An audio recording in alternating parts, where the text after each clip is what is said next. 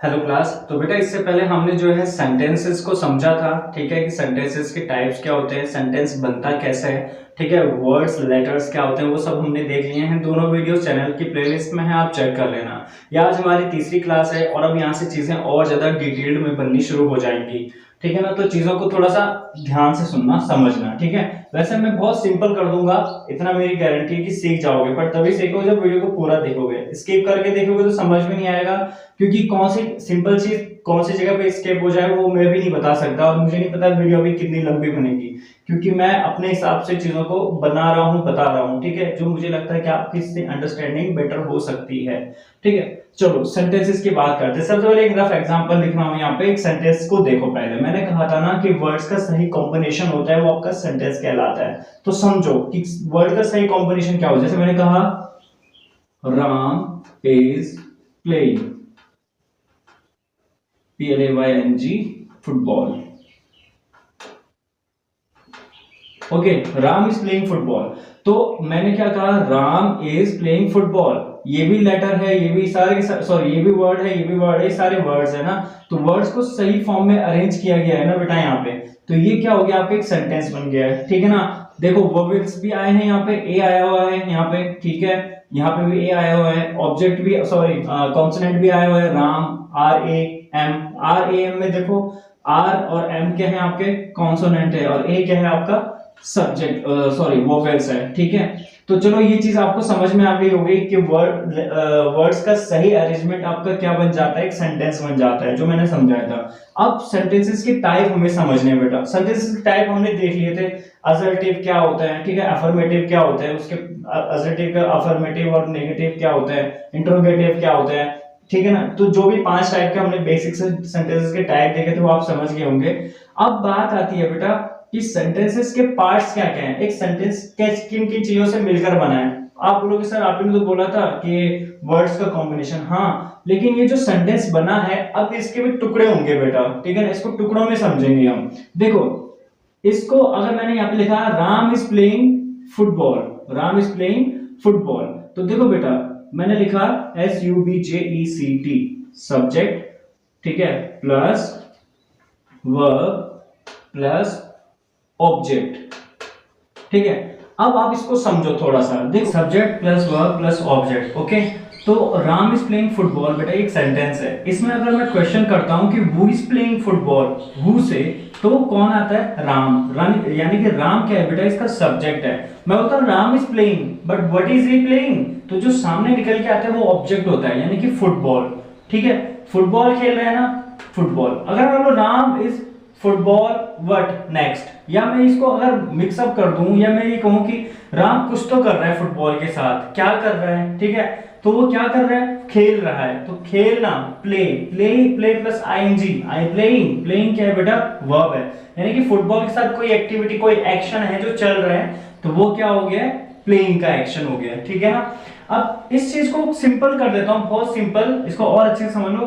देखो बेटा सब्जेक्ट क्या है, जो काम को कर रहा है, जो एक्शन को कर रहा है वो क्या है, सब्जेक्ट है, ठीक है। वर्ब क्या है, वो एक्शन चल रहा है, हो गया है या अब होगा, वो वर्ब बताएगा हमको, ठीक है ना। उसके आगे आर्टिकल्स, हेल्पिंग वर्ब्स, जो भी चीजें होती हैं वो अलग चीजें, वो मैं आगे आपको बताऊंगा। पर फिलहाल के लिए ये समझ लो कि वर्ब ये डिसाइड करेगी कि वो सेंटेंस कौन से सेंस में बोला जाता है, बीता हुआ है या भविष्य में होगा या अभी चल रहा है या थोड़ी देर पहले खत्म हुआ, वो सारी चीजें वर्ब से पता चलती हैं। और ऑब्जेक्ट बेटा कि वो सब्जेक्ट जो एक्शन कर रहा था वो किस पे वो एक्शन कर रहा था, यानी कि वो एक्शन हो रहा है तो किस पे हो रहा है, फुटबॉल पे हो रहा है ना, क्योंकि वो प्लेइंग क्या कर रहा है, फुटबॉल, ठीक है। मैं बोला Ram is eating something, something what, breakfast, bread, roti, chai, whatever, drinking, मतलब ड्रिंकिंग को लेकर तो टी, कॉफी, चाय, वाटर, ठीक है ना, ये चीजें, ठीक है ना। तो ये क्या है, मतलब ऑब्जेक्ट क्या है आपका, जिस पे इफेक्ट पड़ रहा है, किसका, एक्शन का, ठीक है। वर्ब क्या है, एक्शन जो हो रहा है, और राम क्या है बेटा, एक्शन को करने वाला, यानी कि सब्जेक्ट आपका, ओके। आई होप आपको ये तीन चीजें तो यहाँ पे समझ में आ गई होंगी इस सेंटेंस को बताते हुए, ठीक है। Subject plus verb plus object, आपको यहाँ पे क्लियर हो गया होगा ये सेंटेंस के 3 हिस्से जो मैंने आपको करके दिखाए। अब है बेटा आपका आती है बेटा इस सब्जेक्ट पे, तो इस सब्जेक्ट को भी और ज्यादा डिटेल में हम थोड़ा समझेंगे। ठीक है, सब्जेक्ट के बेटा मैं यहाँ पे 3 हिस्से कर देता हूँ, फिर इसको अच्छे से समझेंगे आप। एक होता है बेटा सिंपल सब्जेक्ट, एक होता है कंप्लीट सब्जेक्ट,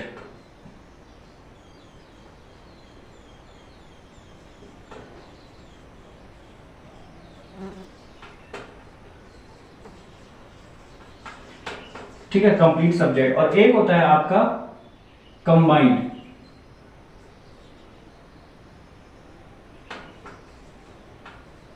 कंबाइंड बोलो या कंपाउंड बोलो,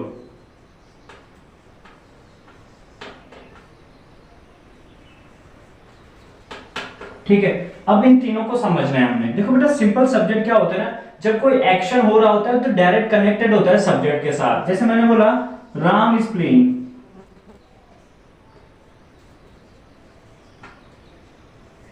राम इज प्लेइंग, तो हु इज प्लेइंग, राम, ठीक है ना। यानी कि जो ऑब्जेक्ट है ना वो डायरेक्ट कनेक्टेड है सब्जेक्ट के साथ, या जो एक्शन है वो डायरेक्ट कनेक्टेड है सब्जेक्ट के साथ। जो भी मतलब आप यहाँ पे सब्जेक्ट को हटा दोगे तो इस प्लेइंग का कोई सेंस ही नहीं बनेगा।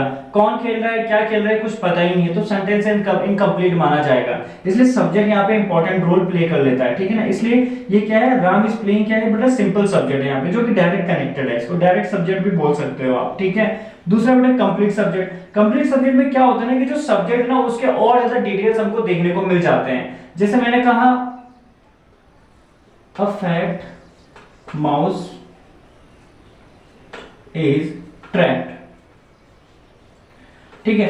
एक मोटा चूहा फंस गया, जाल में फंस गया, तो मैंने कहा who trapped a fat mouse. ये अ फैट माउस क्या है, एक सब्जेक्ट आ रहा है पूरा, यहाँ पे सिर्फ माउस सब्जेक्ट नहीं है बल्कि अ फैट माउस। मैंने कहा इज अ ट्रैप्ड, कौन ट्रैप्ड हो गया, कौन फंस गया, कौन फंस गया, अ फैट माउस। जिसका और ज्यादा डिस्क्रिप्शन जहां पे मिल जाएगा ना हमको, तो वो कंप्लीट सब्जेक्ट बन जाएगा। लेकिन सब्जेक्ट का डिस्क्रिप्शन, याद है ना सब्जेक्ट की बात हो रही है, सब्जेक्ट की क्या मिलती है, डिस्क्रिप्शन मिलती है और ज्यादा डिटेल के साथ, वो हमारा कंप्लीट सब्जेक्ट कहलाता है, ठीक है ना। कंप्लीट सब्जेक्ट का कुल मिला के वो कंप्लीट ही हो गया कि एक फैट माउस मतलब फैट माउस, बस, ठीक है। अब होता है कंबाइंड या कंपाउंड, तो इसमें क्या होता है ना, जब दो या दो से अधिक या एक से अधिक सब्जेक्ट आ जाएंगे तो उसे कंप्लीट से कंपाउंड सब्जेक्ट कहेंगे हम। अब कैसे, देखो मैंने कहा जैसे मान लो कि Ram and Shyam are fighting, Ram and Shyam are fighting,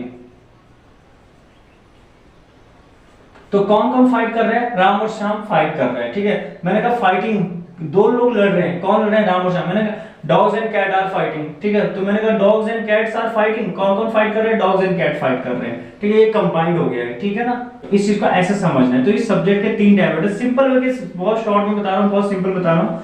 यानी कि सिंपल सब्जेक्ट जहां पे एक एक्शन में डायरेक्ट एक सब्जेक्ट कनेक्टेड होता है, कंप्लीट सब्जेक्ट जहां पे वो सब्जेक्ट के और ज्यादा डिटेल्स हमको देखने को मिलते हैं, ठीक है, और कंबाइंड जहां पे एक से अधिक सब्जेक्ट आपके आ जाते हैं, ठीक है। आई होप सब्जेक्ट की 3 टाइप आपको समझ में आए। अब हम बात करेंगे बेटा वर्ब की। आपको देखो वर्ब को समझना है ना, इसको सिंपल वे में समझा रहा हूं बेटा, क्योंकि वर्ब का एक अलग से टॉपिक बन जाएगा और इस पे तो फिर जो जो चीजें मैं आपको बताने वाला हूं फिर आपका दिमाग घूम जाएगा उनको देख के, बट मैं इसको सिंपल कर देता हूं। वर्ब बेटा कोई एक्शन है ना, कोई एक्शन है ना, कोई कार्य है ना, कार्य, ठीक है, वो कार्य कब हो रहा है, कैसे हो रहा है, ठीक है, मतलब अभी चल रहा है, ठीक है, कंटिन्यू है, ठीक है, कंटिन्यू, ठीक है, या हो चुका है, ठीक है, हैपेंड, ऑलरेडी हैपेंड, ठीक है ना, या अब होगा, विल हैपन या शैल हैपन, जो भी हम देखेंगे विल शैल।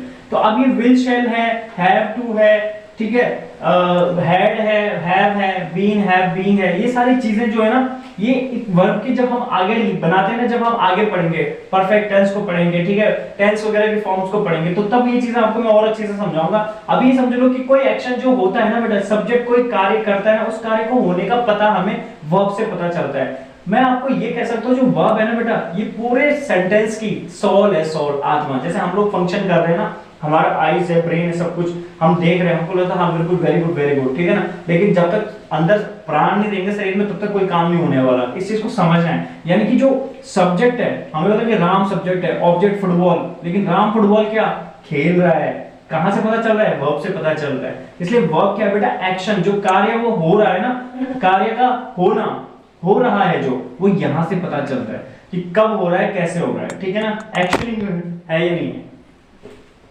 ओके, जब हम क्या बोल रहे हैं कि वर्ब का मतलब, मैंने क्या बोला, मेरा कैमरा टिल्ट हो गया था, तो मैं क्या कह रहा था कि वर्ब का मतलब क्या बेटा कि एक्शन कैसे हो रहा है, कंटिन्यू फॉर्म में हो चुका है या बाद में होगा, ठीक है ना। तो सब्जेक्ट जो एक्शन कर रहा है वो कैसे हो रहा है, कब हो रहा है, वो हमें वर्ब से पता चलता है, ठीक है। बाकी चीजें हम आगे पढ़ेंगे टेंस में। अब ऑब्जेक्ट को समझो। ऑब्जेक्ट बेटा जो एक्शन किया गया है ना, तो किस पे किया गया है, ठीक है, मतलब कार्य किस पे हुआ है। मैंने कहा देखो यहाँ पे बोला कि Ram is eating food, Ram is eating food, Ram खाना खा रहा है, ठीक है ना। तो मैंने क्या कहा, राम कौन है, सब्जेक्ट है, ये क्या है, इज ईटिंग, ये क्या है, वर्ब है, ठीक है। अब ये क्या ऑब्जेक्ट है, तो मैंने कहा राम खा रहा है, लेकिन क्या खा रहा है, फूड खा रहा है ना, फूड। तो फूड क्या है, ऑब्जेक्ट है ना, ठीक है ना। ऑब्जेक्ट ऐसा किस पे पड़ रहा है, फूड पे। भाई आप suppose that you are eating banana, ठीक है, आप बनाना खा रहे हो, केला खा रहे हो आप लोग। तो मैंने कहा आप खा रहे हो, तो आपने बोला कि हाँ हम खा रहे हैं। क्या खा रहे हो, बनाना खा रहे हो, बनाना खा रहे हो ना। तो ये कि आपने बनाना आधा खाया, थोड़ा खाया, ठीक, उसके बाद खत्म हो गया, तो आपके पास क्या बचा, छिलका बचा। यानी कि एक्शन का इंपैक्ट किस पे हुआ, ऑब्जेक्ट पे हुआ। तो ऑब्जेक्ट क्लियर हो गया होगा आपका, ठीक है। वर्ब क्लियर हो गई होगी, क्योंकि एक्टिविटी कौन सी की जा रही है, खाने की। तो एक्टिविटी कौन सी है, ईटिंग, वो क्या हो गया आपका, वर्ब हो गया। आई होप वर्ब का कॉन्सेप्ट भी क्लियर हो गया होगा, सब्जेक्ट तो क्लियर हो ही गया था। अब बात आती है ऑब्जेक्ट की, ठीक है। अब ऑब्जेक्ट को समझना है, ऑब्जेक्ट के भी टाइप्स हैं, मैं आपको बता रहा हूं, ठीक है। ओके, ऑब्जेक्ट को समझेंगे बेटा, direct object, indirect object. Object तो आपको क्लियर हो गया, जैसे मैंने Ram is playing football, football क्या है, ऑब्जेक्ट है। अब एक चीज समझो, जब ऑब्जेक्ट है, जो कोई एक्शन हो रहा है ना सब्जेक्ट के द्वारा, लेकिन ऑब्जेक्ट जो है कनेक्टेड होता है डायरेक्ट सब्जेक्ट के साथ। अगर आप वहां पे ऑब्जेक्ट को हटा दोगे ना, तो सब्जेक्ट को कोई मतलब ही नहीं बनेगा, समझ चीजों को, इसलिए उसको बोलेंगे हम डायरेक्ट ऑब्जेक्ट। और जहां पे इनडायरेक्ट ऑब्जेक्ट होगा, वहां पे जो ऑब्जेक्ट होगा ना इनडायरेक्टली कनेक्टेड होगा एक अनदर सब्जेक्ट के साथ, ठीक है, किसी दूसरे सब्जेक्ट के साथ। तो इसको ऐसे समझो, जैसे मैंने बोला कि राम met मी, ठीक है, राम met मी। तो राम क्या है, सब्जेक्ट है, ठीक है, met क्या है, वर्ब है, और मी क्या है, ऑब्जेक्ट है। लेकिन ये कैसा ऑब्जेक्ट है, डायरेक्ट ऑब्जेक्ट है। राम किसको मिला, मुझे मिला। मैंने कहा मुझे मिला, कौन मिला, राम मिला। मैं डायरेक्ट किसके साथ कनेक्टेड हूं, ये दोनों आपस में कनेक्टेड है, ठीक है। राम मिला किसको, मुझको मिला, और मैं क्या, मुझे कौन मिला, राम मिला। तो ऑब्जेक्ट मैं हूं, मैं डायरेक्टली कनेक्टेड हूं सब्जेक्ट के साथ, समझ रहे हो। तो ये डायरेक्ट ऑब्जेक्ट है। ये तो कह लो कि सिंपल है, हर एक सेंटेंस में आपको देना, Ram is playing football, who is playing football, Ram. Football is played, playing, या played by whom, by Ram, ठीक है ना। तो मतलब जो डायरेक्टली सेंटेंस होता है ना, उसमें तो हमेशा आपको डायरेक्ट ऑब्जेक्ट देखने को मिलता है। मेन दिमाग खराब करेगा आपका इनडायरेक्ट सब्जेक्ट। तो एक्टिव पैसिव में इसका रोल आपको ज्यादा देखने को मिलेगा। जैसे मैं आपको एक सेंटेंस लिख लेता हूं सिंपल सा,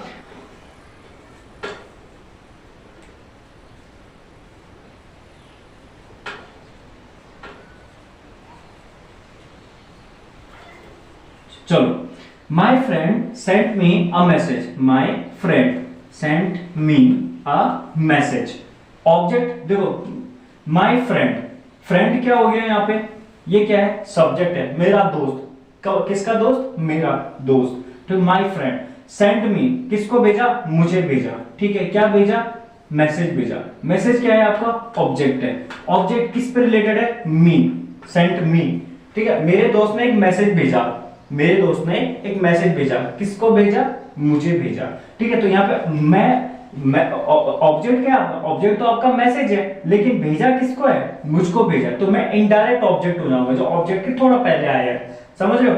अगर इससे आपको समझ में नहीं आ रहा है, तो इसको एक सेंटेंस और लिखता हूं मैं, देखो यहाँ पे लिखता हूं, एक मिनट।